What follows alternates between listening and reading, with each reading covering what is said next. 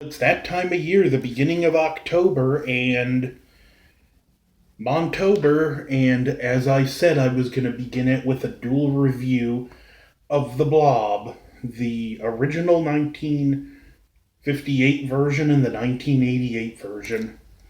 Two classic horror movies with different special effects used to create The Blob. In this one, it was basically silicone filled weather balloon with red dye, used effectively in some scenes, not effectively in the others. In this, it was like silk sheets or a silk quilt soaked in Metrosil, which is the stuff used to make. It's a milkshake thickening agent, and I believe it was the Metrosil used to make Burger King strawberry milkshakes. Which, yeah, when you think about it, next time you get a strawberry milkshake, look at the color from Burger King, look at the color of it, and look at the color of the blob in the movie. It does look the same. This one stars Stephen King, the other stars Kevin Dillon and Shawnee Smith, and they're both great films I like equally. And I think even though the original having better special effects, there are some scenes this does better with its primitive effects. Both cover what is seemingly a meteor, although there's a twist in the sequel, hitting the ground. Old man finds a strange substance in it. He pokes it with a stick because, of course, you would poke an unidentified substance with a stick.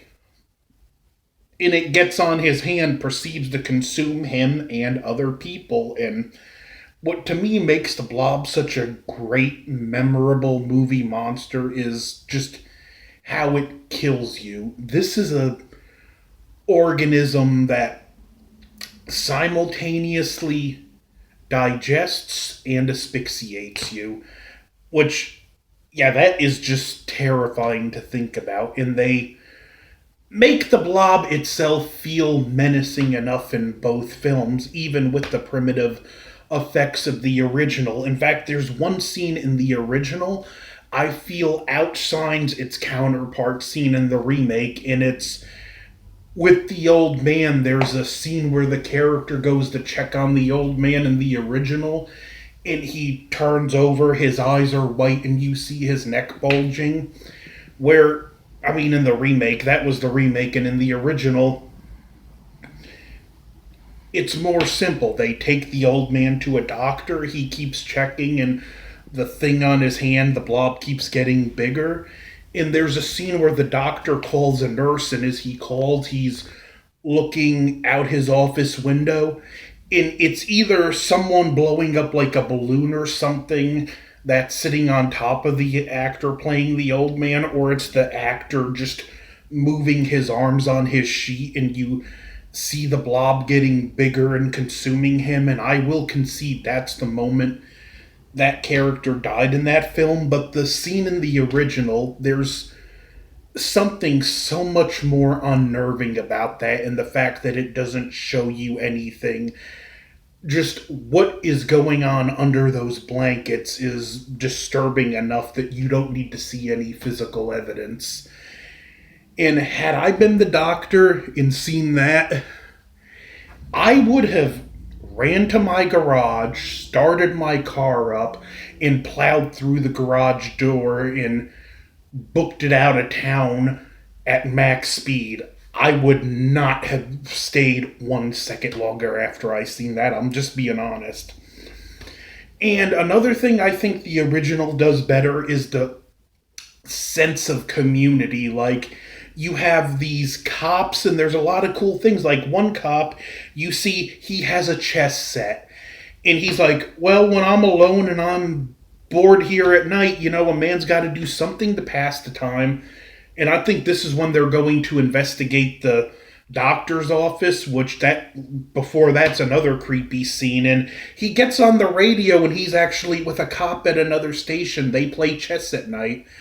It's a great scene, as well as the scene at the doctor's office when Steve McQueen goes back and you just see briefly the doctor covered in blob. That scene is, again, a creepy, effective scene. The blob in the remake does look better, and it moves in a what I think would be more real world, naturalistic way. The biggest negative I can give the remake, believe it or not, is the effects. They are that good, but the movie's so front loaded with them that by the end, you're kind of like, what else you got? So, yeah, it's kind of a double-edged sword on the remake with the effects. The characters, for the most part, are equally as good. Although I do gotta wish, because there was one officer. Again, there's another two counterpart characters. There's two officers in each film. There's one that hates the kids because one rear-ended his wife's car, and there's another that doesn't like Kevin Dillon's character and he gets killed. And like one of the differences, and I'm not turning this into why the remake is better. I like them both equally, but these are things that stick out where the one cop does come together with them. The other officer gets killed by the blob, and I would have liked it if he survived and had a scene where he tells Kevin Dillon's character, you know what, Flag? We might have our differences, but you're alright by me. Just something nice there, as well as there's a subplot in the remake that it was actually man-made, and there's this government task force there trying to contain it, which in some ways I feel like it works, in some ways I feel like it weighs the film down. But again, it's a mixed bag. Both these films, there's stuff I like and don't like about it. As well as other subtle things in the remake I like. There's a discussion between some of the officers, and one said, it was the strangest thing. I seen a guy running and he just disappeared. So it's like telling you the blob's killing people even when you're not on camera. And the remake, one of my favorite effect touches is as the movie goes on, the blob gets a darker and darker color. Both films have a movie theater scene, and I'll give the remake, for the most part, its movie theater scene is a lot better. Although the scene with the blob pushing through the projector holes in the original is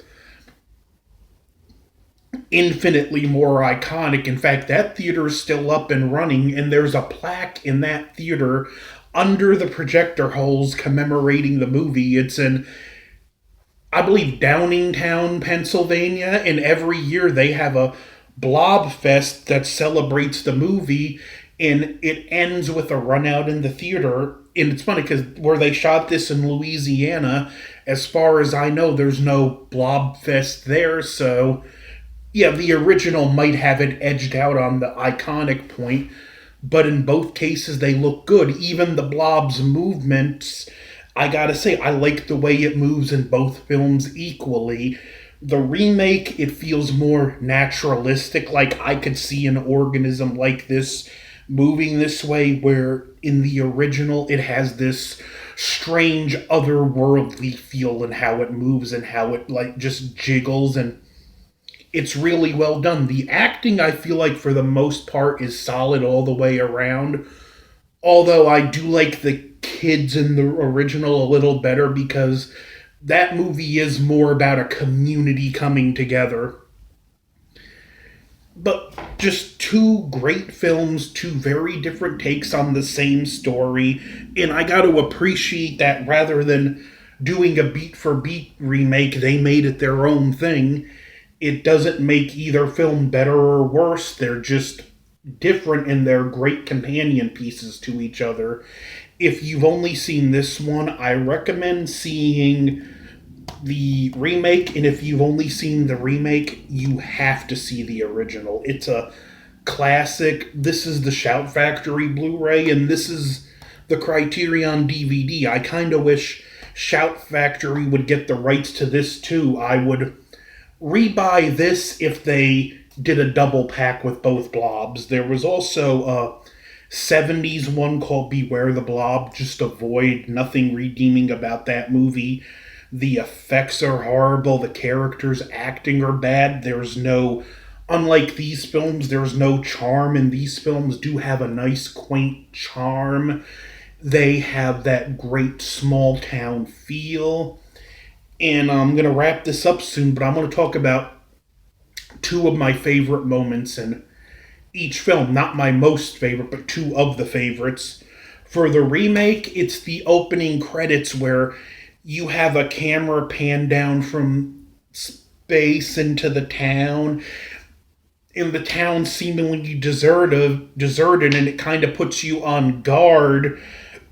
You're like, are we seeing the aftermath of the Blob attack? Is everyone gonna die? And then you find, no, it's a football game. This is a small town. Football's a big deal. Everyone in the town's at the football game. Now, for the remake, a scene I really like, I'm going to go with the drag race with Steve McQueen, where he beats the kids, but gets stopped by the officer, and it's the nice officer that just gives him a warning, and then the other kids, where if this was a modern movie, they'd have a beef with him for the rest of the movie. This is like the car culture of the time that kids like to race, and they just come up and like, you're the king now. They do the ba-ba-da-da, ba-ba-da-ba-da thing. And it's like, hey, you beat us. Cool, we like you. And that was a nice scene. And that's kind of the tone of both movies. Even though they both have the more unsettling natures at times, this is just, it's more of a 50s small town versus an 80s small town. Again, I can't recommend both these movies enough. So, I'm going to give both of these movies a solid A each. So, Blob 58, Blob 88, go out and just watch them. Just, if you can stream them, stream them. If you have to buy them, buy them. They're worth a watch. Although, like I said, be warned, if you're sensitive to gore, the remake really amps it up at times to a detriment, because like it is so front-loaded, it makes the second half of the film feel unbalanced. But don't forget to like, share, comment, subscribe, and next I'll be tackling all three Thing movies. Over and out.